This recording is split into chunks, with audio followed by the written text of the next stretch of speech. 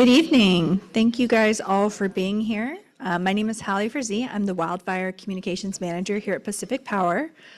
We really appreciate you coming out tonight to learn a little bit more about what we do for wildfire here in Lincoln City and across our service area. We have a lot of our experts here, as well as some of our local Pacific Power folks. So tonight, you'll hear from the team kind of up here at the front. There's myself, then we have Chester Lampkin, he's our senior meteorologist.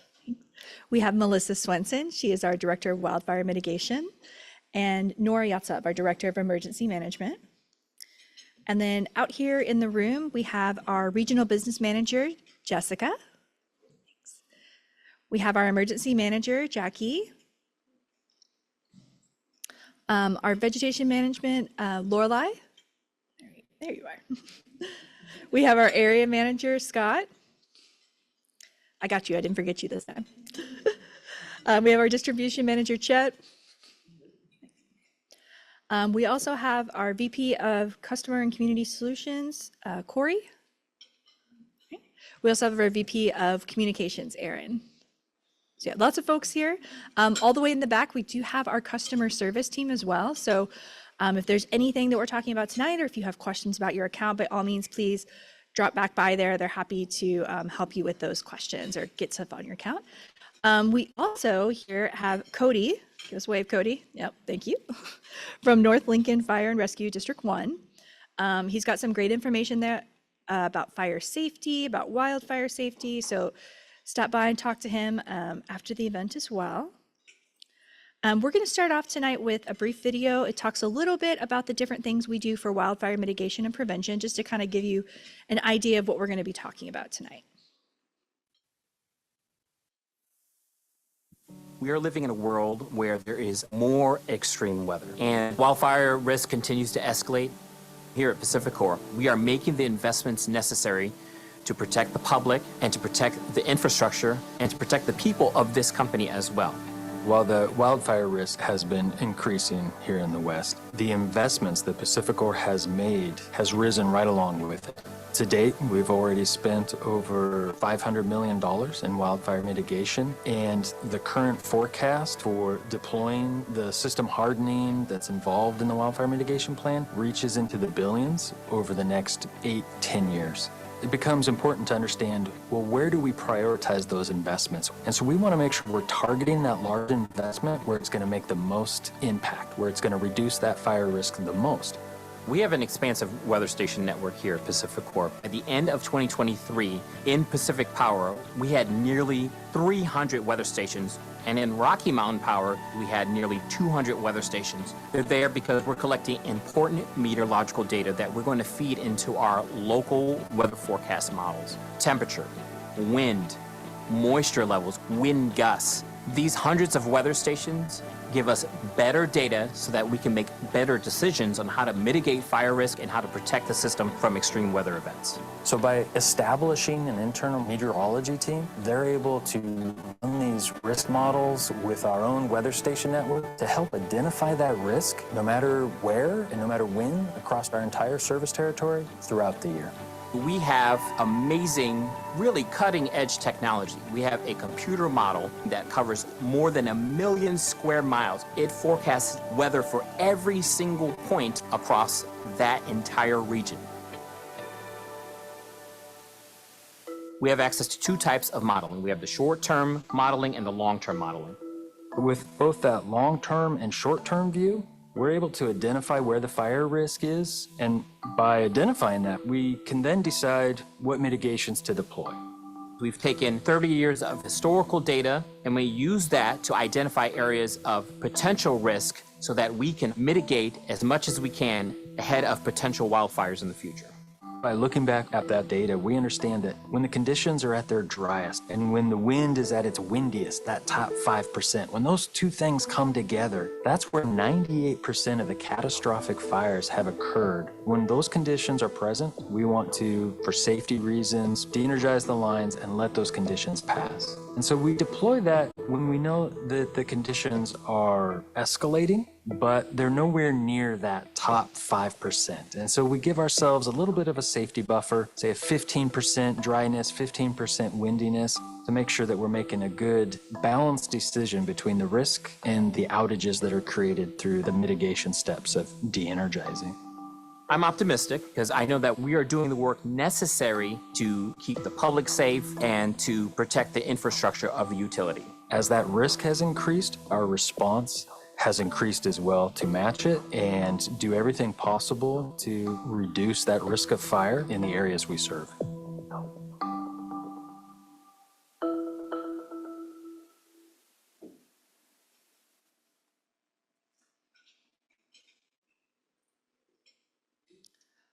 So that video talked a little bit about some of the different things we do for wildfire mitigation and prevention. I will say it is a little bit out of date. We have actually invested over $1 billion through the end of 2024 into our wildfire mitigation and prevention efforts. That number is going to increase to almost $3 billion by the time we get to the end of 2027. So this is a top priority for Pacific Power. It is something that we are putting our time, our effort, and our teams really focused on to make sure that our customers and communities are safe. So they talked about, again, some of the different things we do. So we've kind of grouped them into buckets. This is how we think of, the different activities that we do and, when we're looking at wildfire. Our first bucket, which Chester is going to go into a little bit more detail, is our situational awareness. So this is our ability to know what's happening right now, what's happening in the near future, but also looking at the data that we've collected over the years to determine what the risk level might be and use that to help make better decisions today. Our second bucket, operational practices. Melissa's going to go into this in a little more detail. This is how we operate the system safely. This may look different in fire season than in other times of the year, so we may have more sensitive settings to protect against the threat of wildfire. Probably the most visible thing that you see out in the community is our system strengthening and resilience. This is when we're out there rebuilding the lines, putting new pieces of equipment in, making sure the equipment we put out there is safe and protected and resistant to wildfire. And then underlying all of that is our engagement strategy. It's part of why we're out here tonight, here in Lincoln City. We really want to connect with our customers. We want to come to our communities. Our service area in Oregon is spread out across the entire state. Lots of great communities, so we're trying to get to as many of those as we can here before the start of wildfire season. But it's a chance for us to talk with you, our customers, but also other members of the communities, our public safety partners, elected officials, maybe some of our regulators, and even our other utility companies that we work with. And so before we kind of jump into these, I just wanted to share a little bit about, what Pacific Power looks like here in Lincoln City.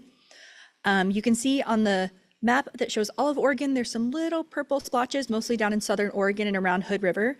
Those are our areas of higher fire consequence. So these are areas where there is a greater risk for wildfire and that the impacts of those wildfires would be more devastating than in other areas of the state. Now, we all know the risk is never zero anywhere you are. So even though Lincoln City is in that blue, when you see in the pull-out map, which means you're not in that fire high consequence area, that doesn't mean that there's no risk. So we do, that's why we're here tonight talking to you guys about wildfire. That's why we do some of the work that we do in the area. Our local crews are out working to make sure that our system is safe as we approach wildfire season. We've got about 51 miles of distribution lines. These are the lines that go down to your homes or your businesses. 9 miles of transmission. Those are the larger lines that you see kind of out in the field sometimes, and 2 substations. And even though we are on the coast, it does get very, very windy here. I'm sure you guys noticed this afternoon. And that can put us at higher risk for fire conditions. So it is something we're constantly monitoring. And Chester, I'm going to hand it over to him. He is actually the one who is doing the monitoring right now.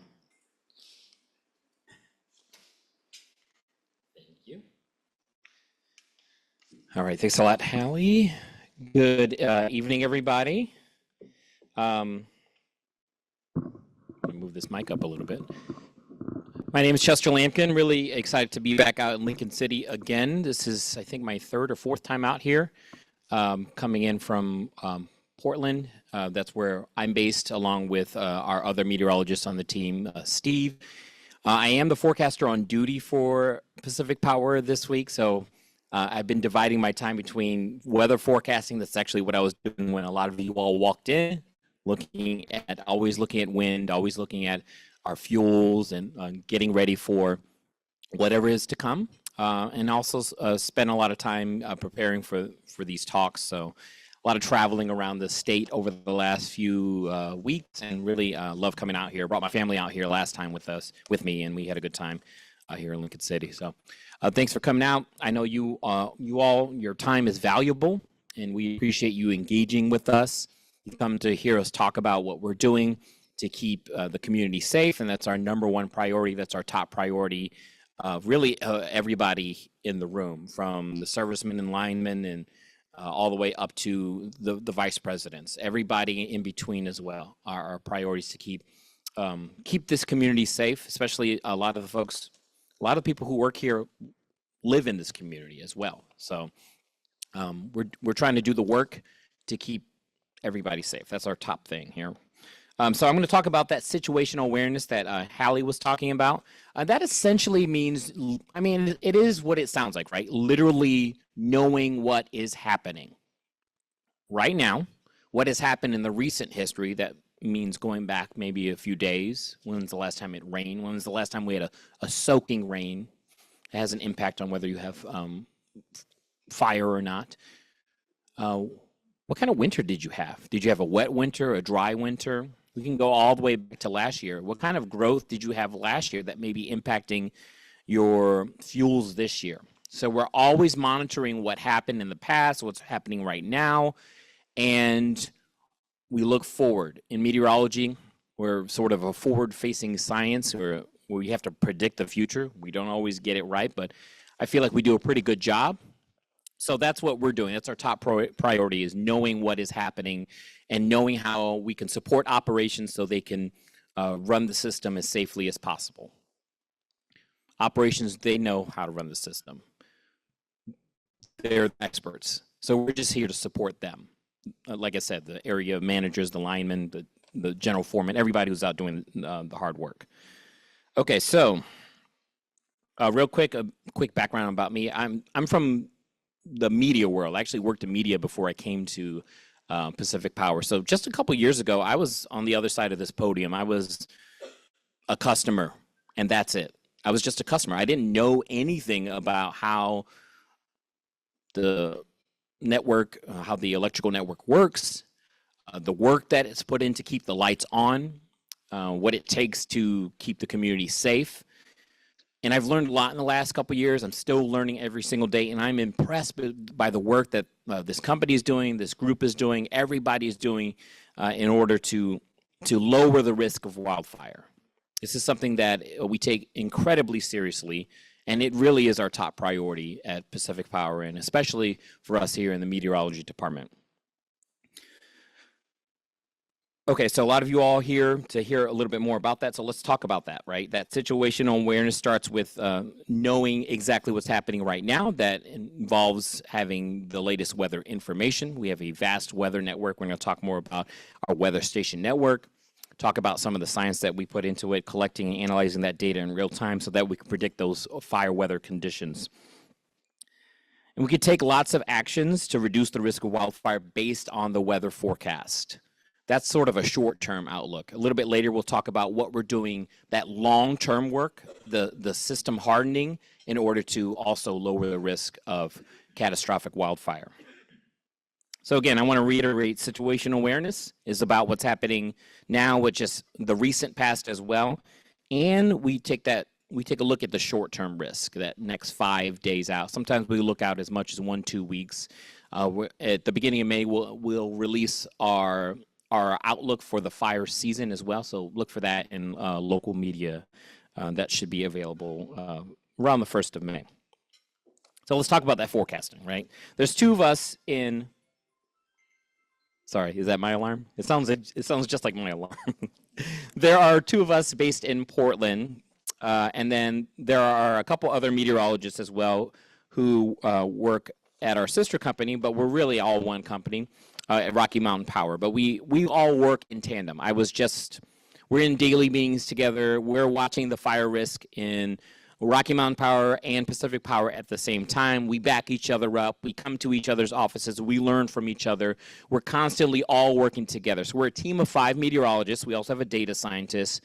And by the end of the summer, we hope to have a couple more meteorologists on staff, all working, again, in tandem, all together as one big group so that we can understand and forecast the weather and the fire risk across all of Oregon, and including right here in the Lincoln City area. Winter, we focus on the usual stuff, right? We get a lot of wind here. It's a very windy place, especially at the coast, and that can knock out the power. Wind is, I like to say, wind is the top enemy of, at least weather-wise, it's the top enemy of power companies. It's hard to keep the lights on when things are falling into the lines and knocking things down. But even in the winter, when we're concentrating on these winter storms, fire's in the back of our mind. We're preparing for fire season. In fact, as soon as fire season ended last year in October, we took a deep breath. Next day, we started working towards this fire season. We're constantly working on fire season. We're constantly trying to get better at it, become better forecasters, get more data. We're doing the work that we can to make sure that we can assist in keeping our community safe. So from spring, right around now, we're not quite in fire season, but we're getting close. Through the early fall, that's when we're really in the midst of fire season. So we're living and breathing that, every single day. How do we do this? Well, we do this through monitoring the network. We've got weather stations throughout the company and throughout the area.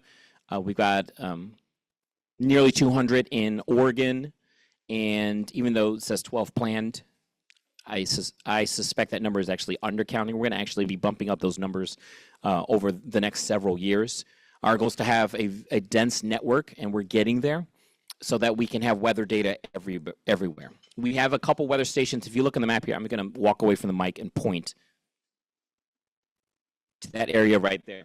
That is the area that's where Lincoln City is. We have multiple weather stations in this area. We have one here along Devil's Lake. We have one down in Cutler City, so just south of Lincoln City. And we have a couple more as you go into the coastal range as well. And that's just our local network. We also tie into all the other networks, the DOT stations, Forest Service, National Weather Service, other utilities, other private industry. If there's data available, we are doing our best to obtain that data so we can use that to make an improved and better weather forecast for you all. And all those weather stations, our network and other networks, they're tied to every single distribution line and transmission line throughout our company. Distribution, if you recall, that's the stuff that connects directly to your homes. That's the everyday power lines that you see throughout the community. And the transmission, those big hulking power lines that are on the biggest poles or the big towers there. We're also forecasting for those transmission lines as well. And we have to cover a large area. We are across almost the entire state of Oregon. We cover up in Washington and California. But again, as the forecaster on duty, I'm aware of the weather conditions throughout the entire company. That weather data from our weather stations, by the way, comes in every 10 minutes. And we can actually bump that up to every 30 seconds when we are looking at critical fire danger, when we are most concerned about wildfires in our community. Thankfully, we don't have to do that very often, but the data is available. And it does all the stuff that you would see at any weather station, the stuff that you get on your mobile phone, right? Use temperature, wind, humidity, all the stuff you want to see. But we also use those weather stations as points of data. We calculate the fuel moisture, live and dead fuel moisture. And for those who are familiar with fire, what do we mean by that? Well, you've got the live moisture, right? The moisture of the trees, the shrubs, the grass, all the stuff that's growing around us. And Oregon's a pretty green state. We have a lot of things growing around here. But you also have to know what the moisture is doing in the dead fuels, the duff and the stuff that's at the bottom of the forest floors, or the grass, which we don't have as much grassland out here. But if you go east of here into the Willamette Valley and then farther east on the other side of the Cascades, we need to know how much moisture is left in that grassland, because grasslands are fuel for fire. The duff and the stuff that's at the bottom of the forest, the dead logs and twigs and the leaves, those are all fuel for fire as well. So we need to know what the moisture levels are of what's alive and also what was alive, the dead fuel moisture. And we calculate that using our own in-house computer model and the data from this weather station network. We make that data available for free on our website, pacificpowerweather.com. I'll show you that shortly. And we share that data with anybody who wants to use it, other utilities. We share that with the National Weather Service, Forest Service, anybody who wants to use it, it's there. In fact, there was a logging company that called me from Klamath, California, just south of Crescent City, last fall or winter, and they were like, hey, they're not even a Pacific Power customers, but they said, hey, we use your weather station that's, I forget the exact weather station, it's just south of Crescent City. And they were asking questions about it. I'm glad you're using the data. Like, we're so glad that you have access to this, and if there's anything we can do for you, we'll do that. So you can check it out yourself. It's on our website, pacificpowerweather.com. There you can find weather station data, the usual stuff, wind gusts, temperature, etc. This is a website that I use personally and all of our forecasters use every single day. So you're seeing the same data that we're using. You can also see stuff from our in-house computer model. I'll talk more about that shortly. You can see weather data, radar, satellite, the usual stuff you would find on any news report or the website or on your app on your phone. And again, that's pacificpowerweather.com. There's also other weather station networks, like I said, the DOT stations and National Weather Service stations, FAA weather stations, etc. So that is data that's available to you all for free.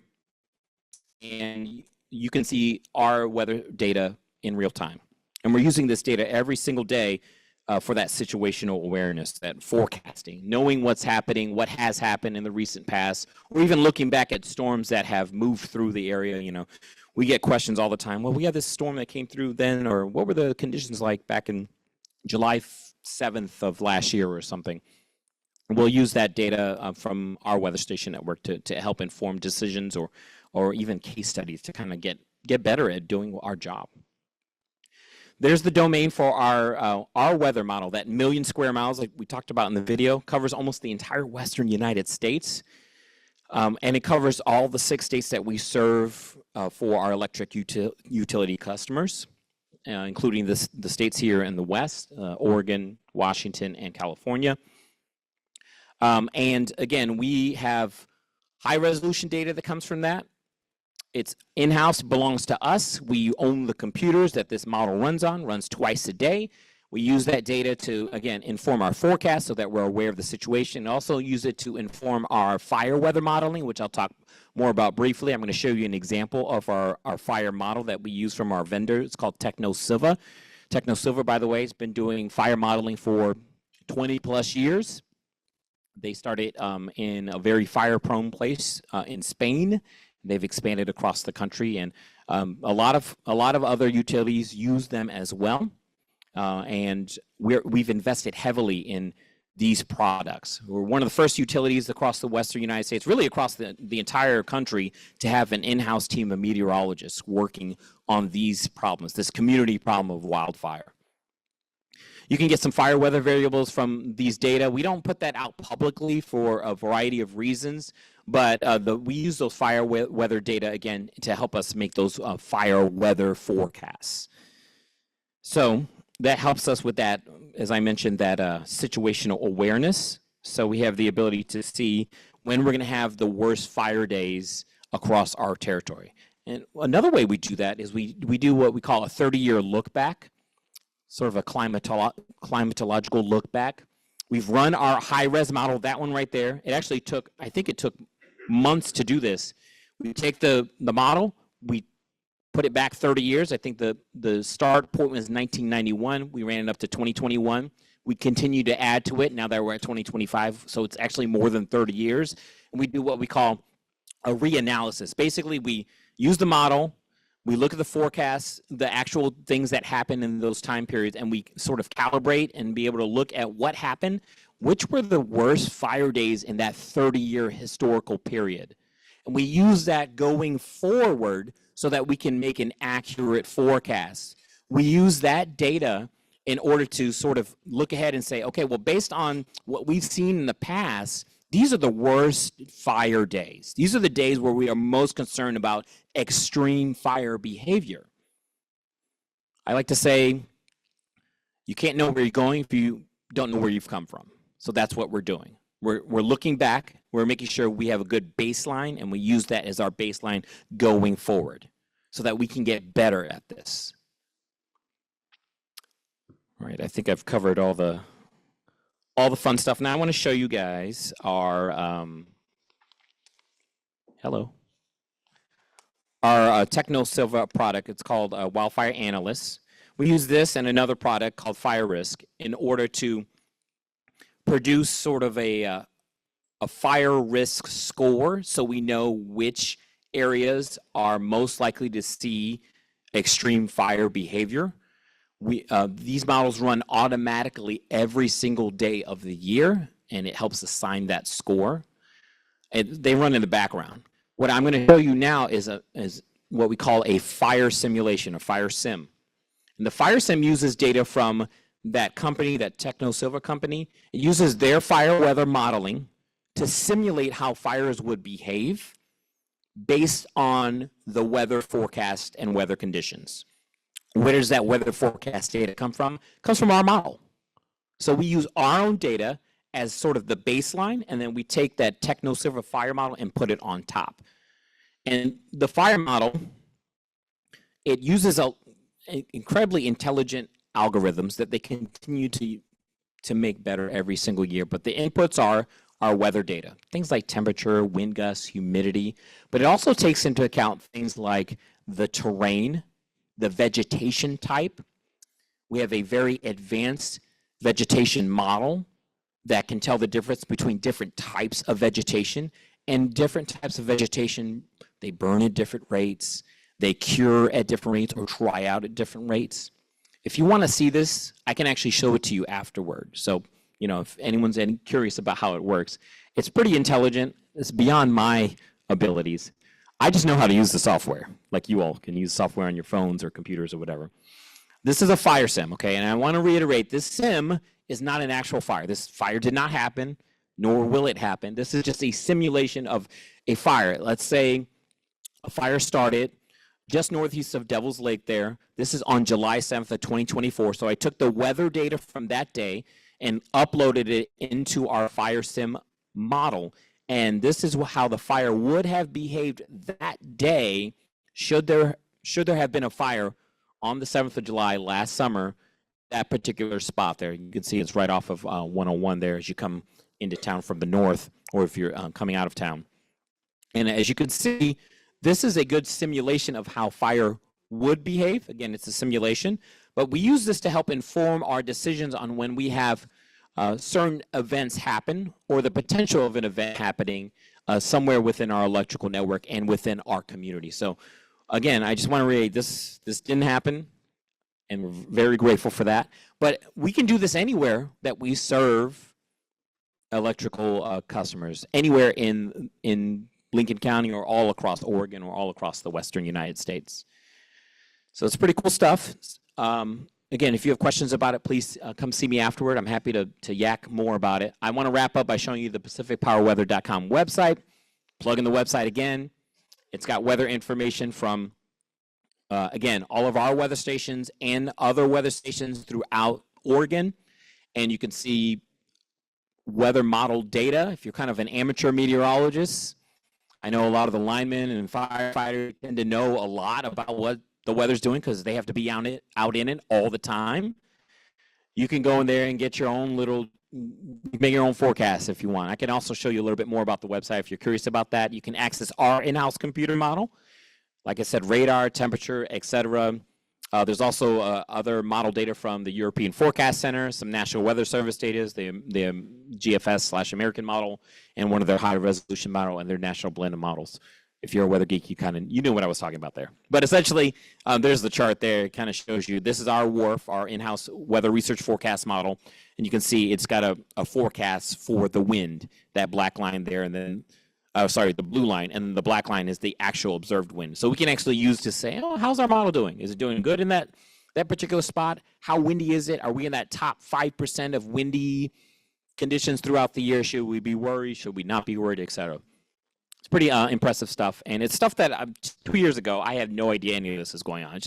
It's incredible stuff what we're doing at Pacific Power and Rocky Mountain Power, our sister companies, and really throughout here across the West. We're laser focused on solving this community problem of wildfire. So again, that's the short-term outlook, being aware of the situation now and going forward over the next 5 days. And sometimes we'll look ahead for the next few weeks and even a couple months. But I want to talk about, well, I'm not going to talk about it because I'm not the expert. I'm going to let Melissa talk about it. She's going to talk about how we are making the system stronger to lower the risk in the long term. So with that said, thanks for listening to me, and come see me with questions. Melissa's going to take over from here. Thank you.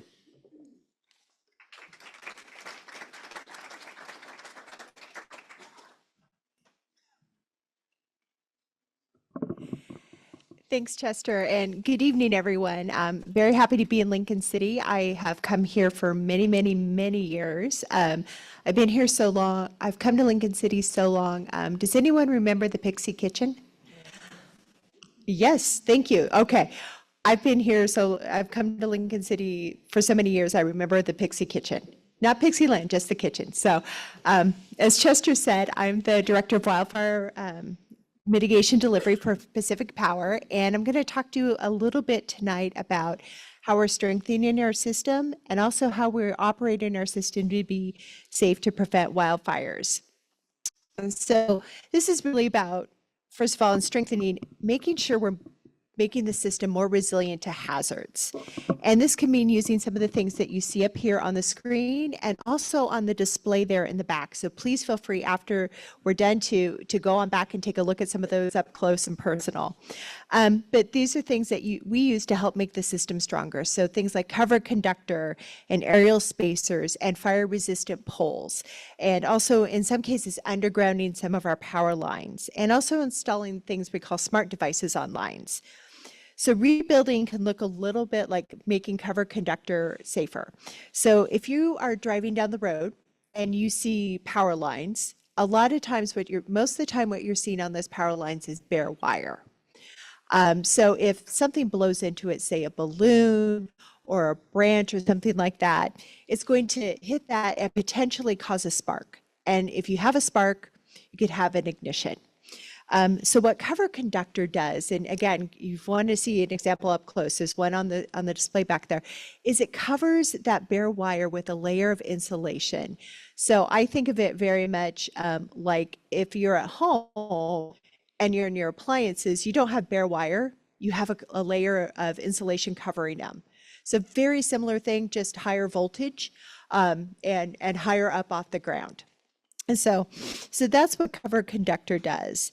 And then for spacer wire, if you have ever seen wires in really strong breezes, and I know we have plenty of them out here in Lincoln City, if you watch them sometimes and the wind's blowing hard enough, you'll see the wires start to move back and forth. And what we don't want to have happen is those wires to start hitting each other, because again, if you have wires hitting, you could have a spark, you could have an outage, you could potentially have an ignition. So what these aerial spacers do is hold those wires apart. So if the wind starts to blow, they'll start to move together and they won't do that clashing. And then when we talk about fire resistant poles, when we're doing the system strengthening, we're also looking at putting in poles that aren't the typical wood poles that you see. You know, again, when you're driving down the road, they're poles with more resilient materials like steel or fiberglass. So just to give you an idea of what we're doing around the system strengthening, there we go. As of the end of 2024, we've completed 175 miles of overhead cover conductor hardening across Oregon. And this year, our objective is to complete about 175 miles of hardening by the end of the year. And as of the end of March, we've completed approximately 67 of those miles. So we're well on our way. We're also doing work on our advanced system protection. And these are upgrades and replacements to devices we call reclosers and relays and communicating fault current indicators. And there's no quiz on remembering these, so it's okay. And I'm not an engineer, so I'm going to talk very plain terms about these. But you can think of these devices as working in tandem. So those relays and reclosers are on lines, and they are feeling and listening for taps on the line. Think of those balloons or branches hitting the line. And they're going, oh, I feel something on the line. And if they still feel something on the line, they're going to turn off the power fractions of a second. Those communicating fault current indicators, CFCIs, are sending information back to our operations center going, hey, we had this tap on the line, power was turned off. Here's the general area where that power was turned off. So we can send our crews out to go find out what's going on, figure out what we need to do to restore power.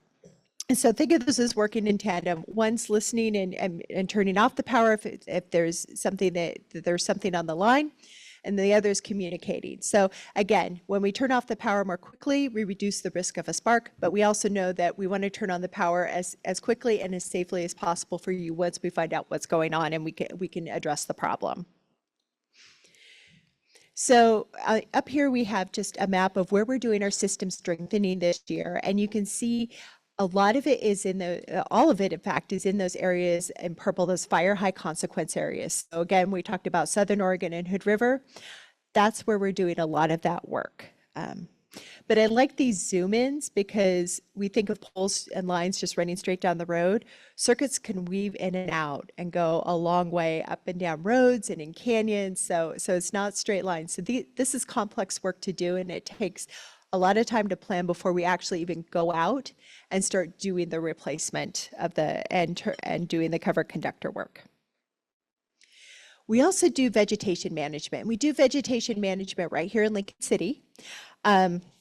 Lorelei and her team are doing good work out here.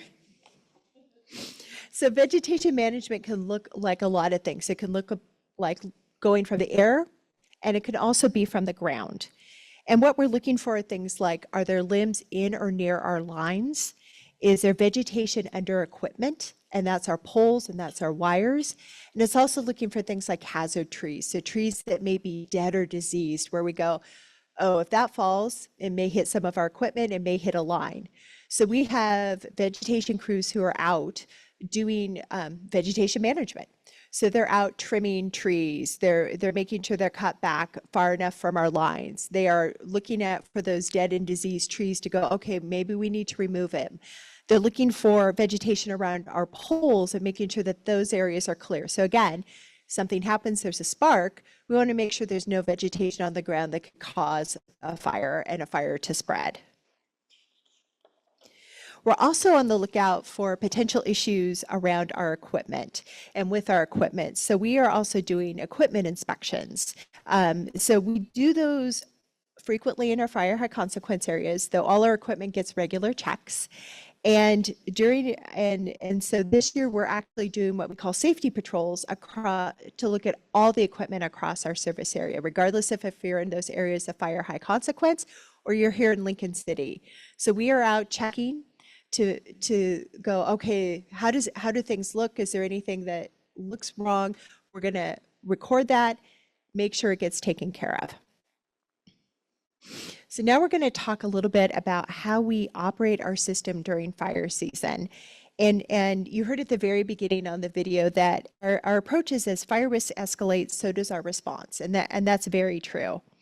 And you may be aware that 2024 was a record-breaking year for wildfires in the US. And I'm glad there were none in your area. But according to the National Interagency Fire Center, there were more than 61,000 fires last year that burned 8.8 million acres. And in Oregon, there were more than 2,000 fires that burned nearly 2 million acres. That's about a quarter of the fires last year across the US. Proud Oregonian, not something I want to be number one in every year. So we want to make sure we're doing our part to make sure we're not number one. I will say of those 2,000 fires in Oregon, none were caused by utility equipment. Though we had 165 fires in our service area and we were monitoring those. So Nora's going to talk about emergency management, but her team was monitoring all during wildfire season for those fires that were in our area, and really making sure that we were operating the system safely and working with our emergency partners to make sure that we were coordinated well with them. So as you heard, Chester and his team of meteorologists are monitoring the conditions that could cause a spark so that we can take steps to make sure we're keeping all of you safe through our operational practices. And you can see some of those here on the screen. So this could include placing settings on circuits to be more sensitive. So when I talked about those devices, we can place them to be more sensitive so that the power shuts off more quickly. And those are known as enhanced safety settings.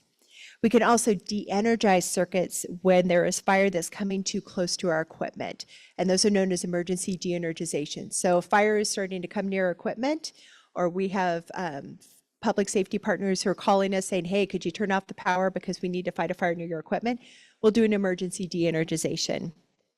Or as a last resort, we will do a public safety power shutoff when the weather forecast or fuels conditions are forecast to create an extreme fire risk. And Nora's going to talk some more about that.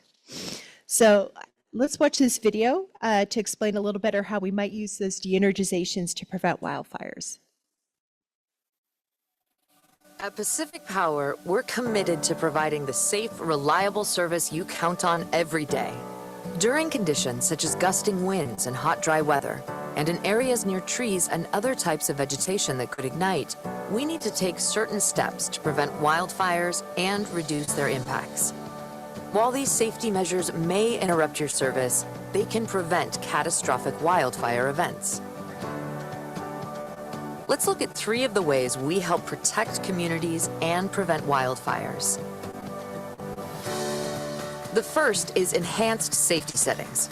During times when wildfire risk is elevated, we will adjust the sensitivity of some of our equipment. With these settings activated, our lines will de-energize within fractions of a second if a line is contacted by debris, wildlife, or strong winds, reducing the risk of a fire ignition. Because of this, there's an increased potential for power to be disrupted and remain off until field crews can visually inspect the lines before power can be safely restored. Next is the public safety power shutoff. Hotter, drier, and windier weather conditions can create heightened wildfire risk, and we may carry out a public safety power shutoff, or PSPS, shutting off power to specific targeted areas. A PSPS is done in partnership with local public safety partners. If a PSPS is likely to occur, we attempt to notify customers that power may be turned off and to keep affected communities informed throughout a de-energization. Once we've determined the fire risk is past, we will safely re-energize lines and restore service. Emergency de-energization is another wildfire prevention method that may result in a disruption of your power. When an active wildfire moves close enough to threaten burning into our lines or equipment, we will begin monitoring the fire closely to evaluate its potential spread and impact to our systems. If the fire is moving too close to our equipment, we will complete an emergency de-energization of our power lines. This process helps us prevent additional wildfires and protect first responders. Here at Pacific Power, we're dedicated to keeping our customers safe while delivering the power that our communities count on every day. During times of extreme weather events, when wildfire risk is at its highest, our wildfire prevention measures will help protect our customers and the communities we serve. To learn more, visit us at pacificpower.net/wildfire. So as you saw in the video, and as I talked about, we could turn off the power for a variety of circumstances to prevent fires from starting or reduce the risk of ongoing wildfires. But we also know that has an impact on all of you as customers. So on the map here, you can see over here, the locations of our 2024 enhanced safety setting outages in red, and then our emergency de-energizations in blue. And then in the middle there, you can see our enhanced safety settings outages in a 25-mile radius around Lincoln City last year. And we actually had 7 enhanced safety setting outages last year in Lincoln City. And so while the wind blows here a lot, I mean, that's sort of the way of life out here. Understand, there are circumstances and there are times of year when we go, hey, the conditions may indicate that we want to make those settings more sensitive because we may have the conditions for a spark if something hits some of our lines. Excuse me. So yeah, we did have a few. And because of that, we want to make sure that you all understand how we're going to keep you informed. So, and what to expect during wildfire season.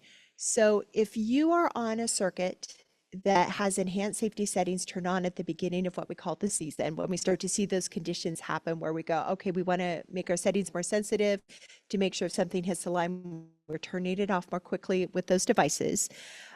You're going to receive an email or letter from us to let you know that we've done that. And so please make sure to talk with Jolynn or Anya or Miranda at the back just to check and make sure that we've got your preferences of how you want to be communicated with on your account.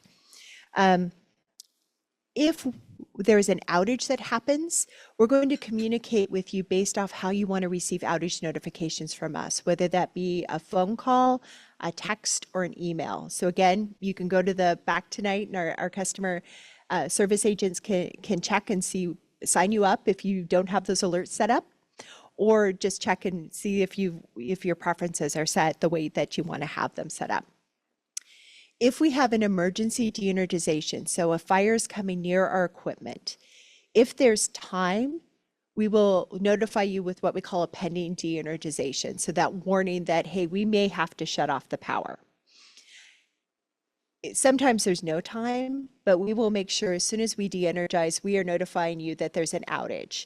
And we also had a lot of feedback from customers last year that if you are going to our outage map, you want to understand why the power's out, if it's from an enhanced safety setting, if it's from an emergency de-energization. So we're updating our outage map, and we should have this ready by the end of May. So if you have an outage from enhanced safety settings or emergency de-energization, it'll say that on the outage map to help you guys know what's going on. And with that, I'm going to turn it over to Nora to talk about public safety power shutoffs and emergency preparedness.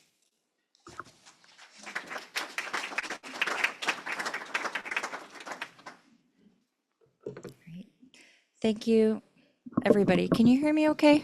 I have a fairly quiet voice, so I'll try to speak up. Thank you again for coming here tonight, and thank you for caring about wildfire safety, wanting to learn what we're doing. And now I'm going to talk a little bit about what Chester brought up earlier.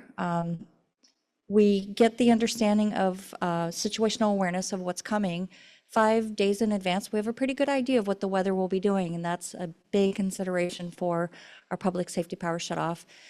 We heard Melissa talk about what we're doing long-term to harden the system so that way we can operate more safely in more extreme conditions.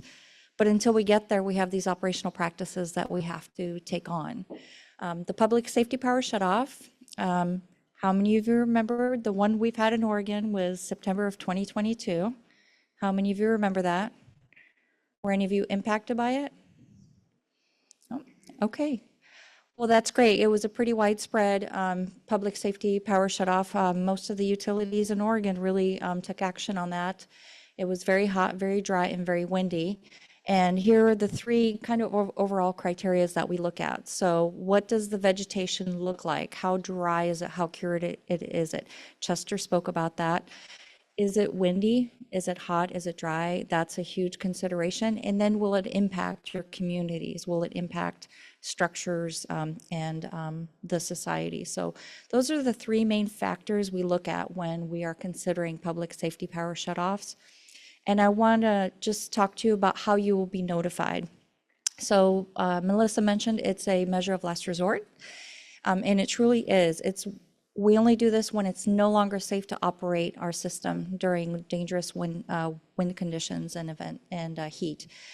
So consider it as a planned outage to some extent. So we will know up to 5 days in advance, have a pretty good idea of what's coming from Chester's team.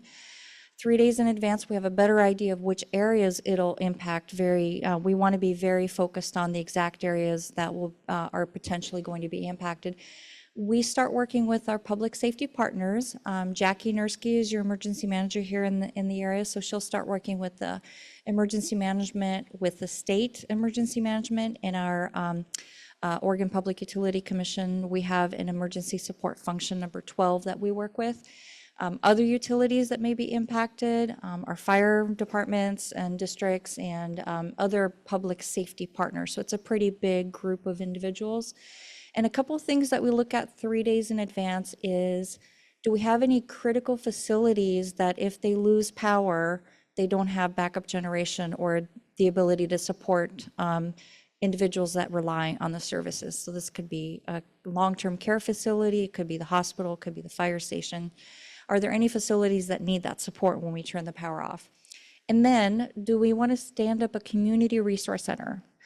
This is a facility that we open up during extended hours. It's not an overnight like a shelter, but it's extended operational hours. And this is a place for people that our customers that have their power turned off to go and get power, to get out of the conditions. Because typically when we do this, it's hot, it's dry, it's windy, so the conditions aren't very good.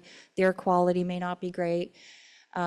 It's a place to get out of the conditions. It's a place to get snacks, charge your devices, get information, speak with our customer service, get information on what's going on. Where do we want to set one of these up? What's convenient for the community, and work with our local public safety partner to determine that. And then 2 days in advance, we start letting you know, and we'll let you know every 24 hours up leading into the time that we do a public safety power shut off. So you will be notified. And again, going back on what Melissa mentioned, it's really important for us to have your appropriate contact information and how you prefer to be communicated to. For these events, we send through all the channels that we have. So we will let you know by text, email, and phone if we have that information collected for you. And then again, once we de-energize, and then when it's safe to start re-energizing, when the wind and the weather conditions have passed, we let you know that we are starting to patrol the lines. We'll have to go and inspect all of the lines. Often we will find like debris, tree, or damage. We have to repair that first. And once it's inspected and repaired, then we start turning the power back on. So it could be a little bit longer than just the wind has passed. And then we'll let you know.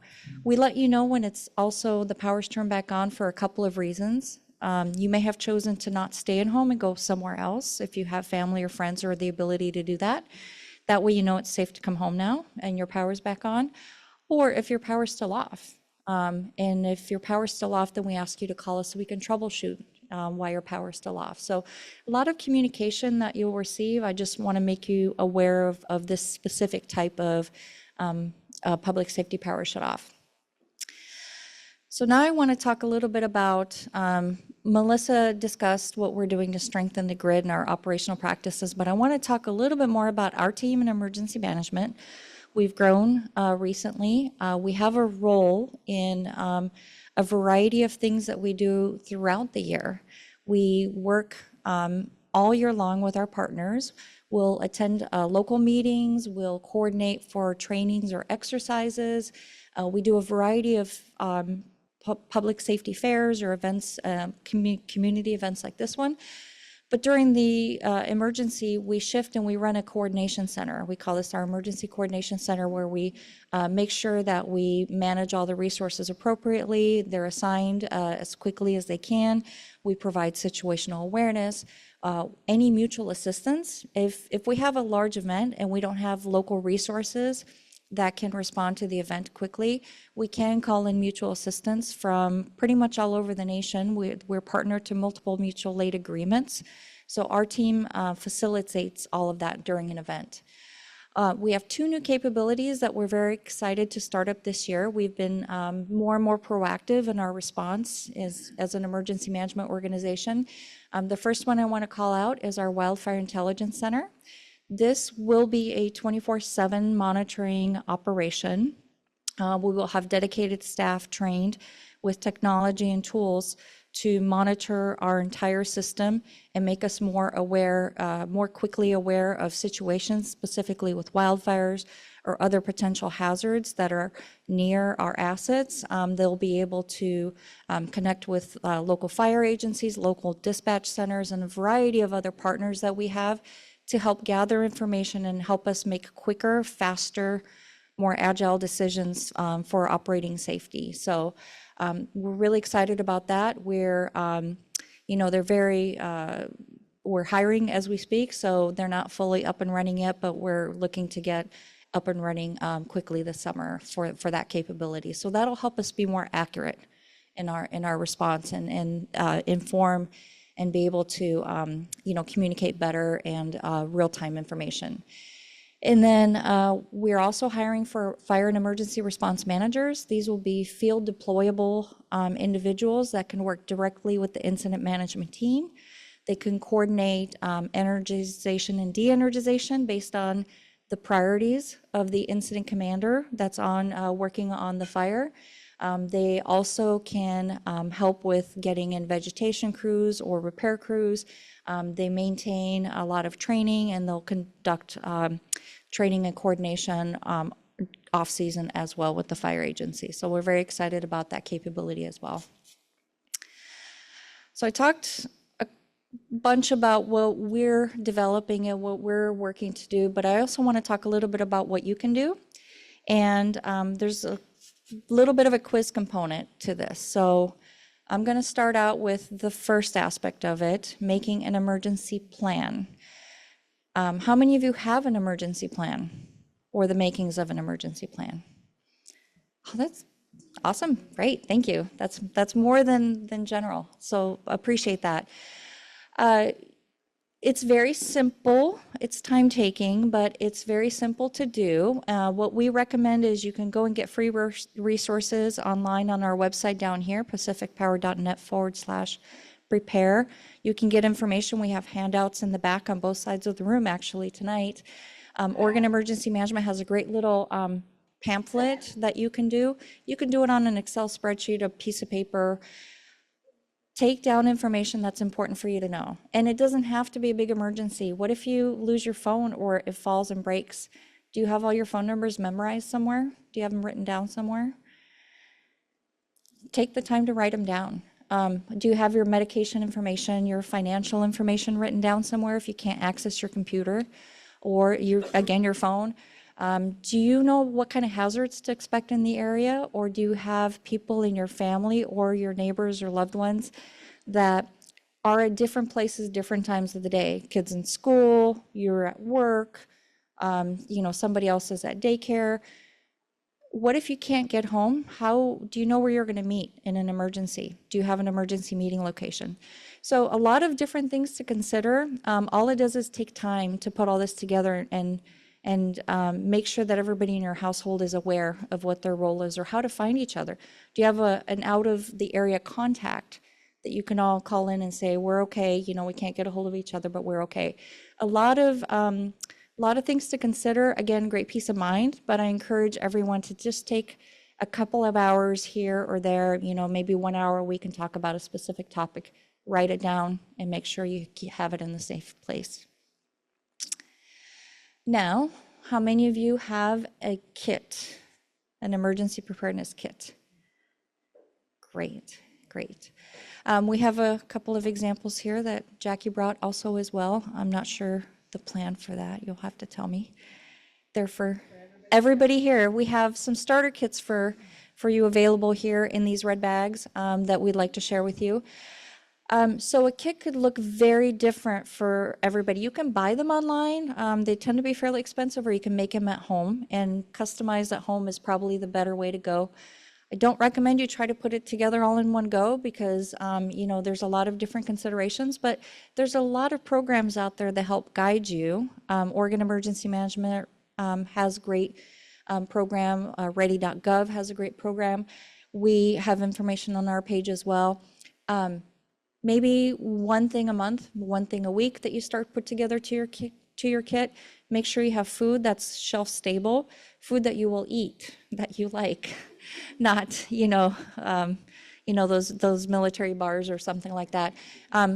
Consider your dietary needs, right? Allergies and intolerance considerations. First aid kit, pretty important thing to have around.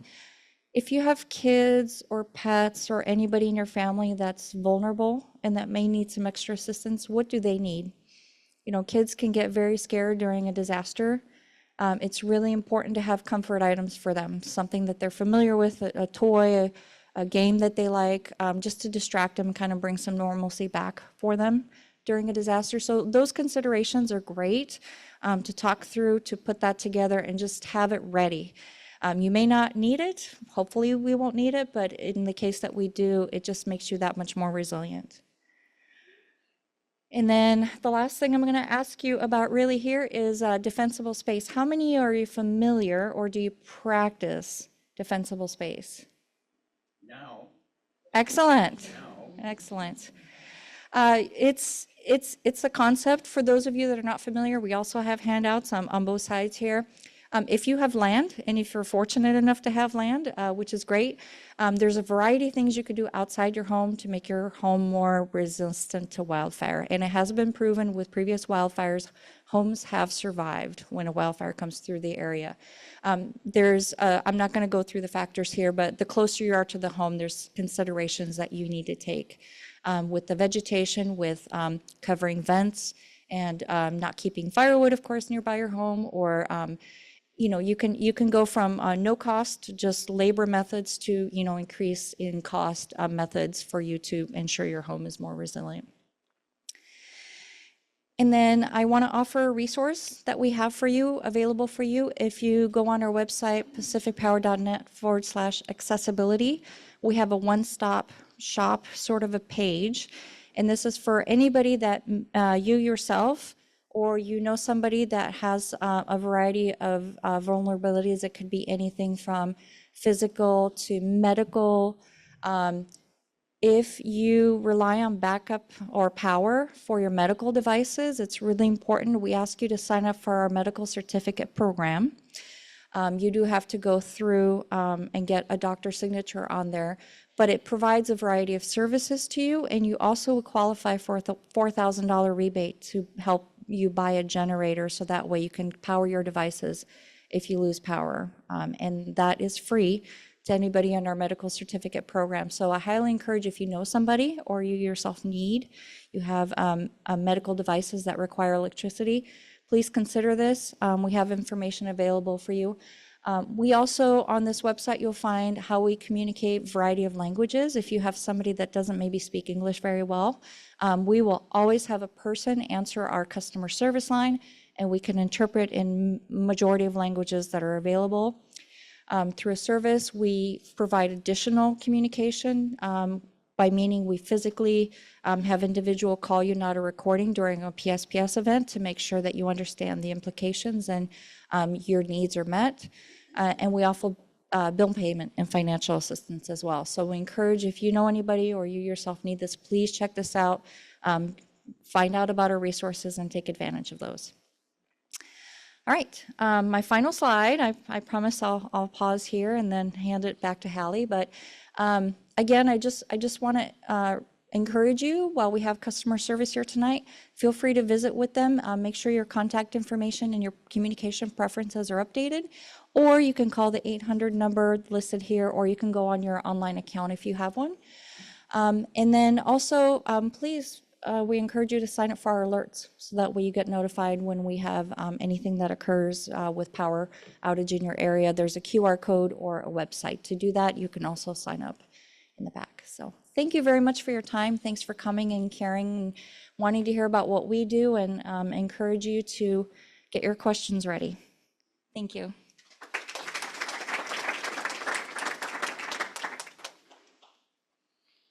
Thank you so much, Nora. Should any of you want to view the actual wildfire mitigation plan that PacifiCorp puts out for the state of Oregon or any of the other states we operate in, you can see those on our website, pacificorp.com/safety, or using the large QR code here on the screen.